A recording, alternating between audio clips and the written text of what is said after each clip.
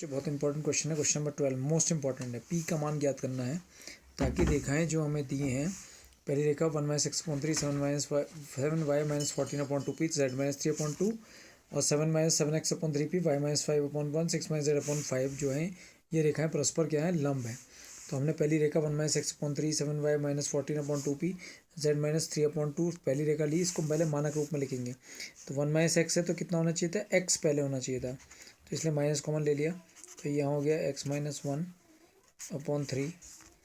यहाँ पर 7 common, y-2 7 common क्यों, क्योंकि y अकेला होता है, y-2/2p।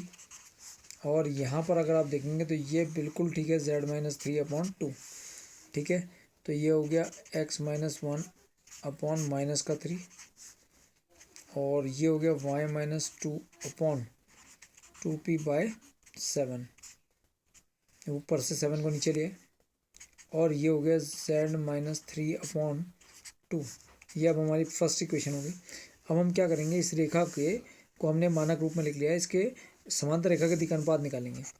तो रेखा एक के समांतर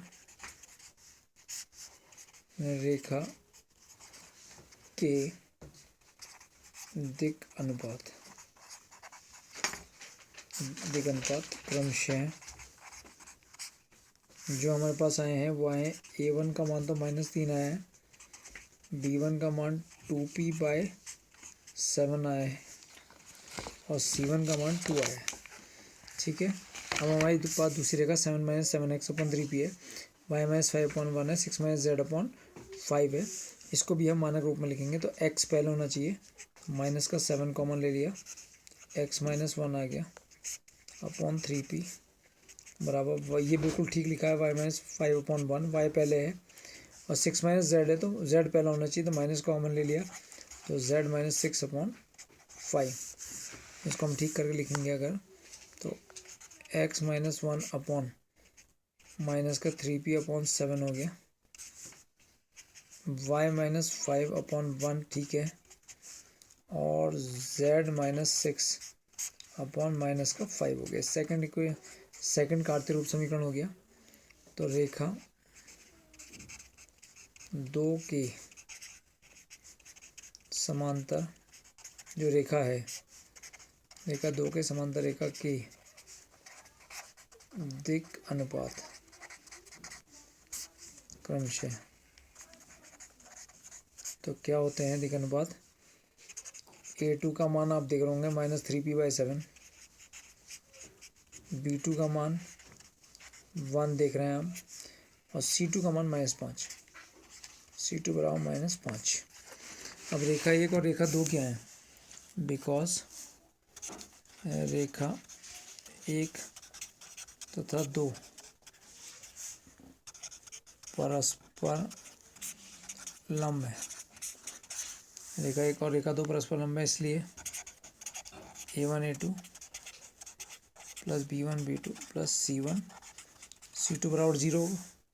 तो a1 की वैल्यू जो है -3 है और a2 की वैल्यू हमारे पास है -3p/7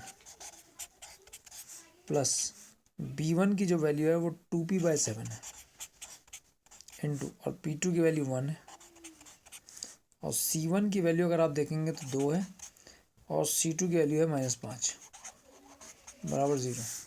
तो ये हो गया 9p प्लस का हो गया अपॉन 7 प्लस 2p/7 और 2 गुणा -5 हो गया -10 बराबर 0। 9p/7 में 2p/7 जोड़ा तो 11p/7, 10 को उधर ले गए 10 हो गया, क्रॉस मल्टीप्लाई 11p = 70 हो गया। तो p का मान आ गया 70/11। ये हमारा आंसर आ गया है।